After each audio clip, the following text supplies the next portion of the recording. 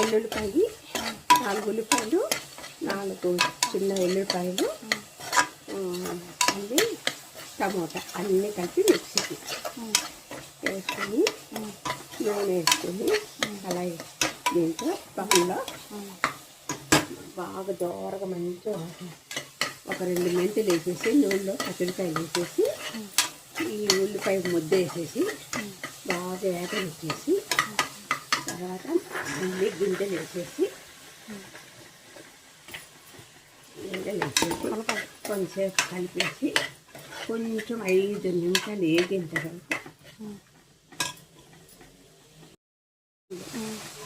ధనియాల పొడి 2 స్పూన్లు,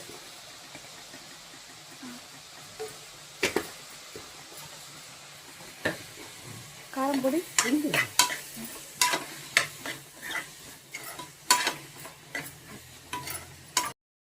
పసుపు,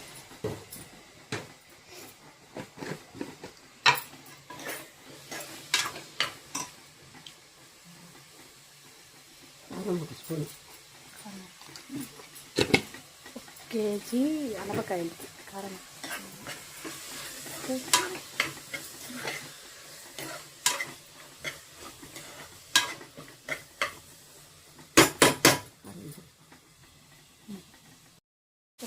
కొంచెం చింతపండు పువ్వు కాస్త ఎక్కువ వేయకూడదు.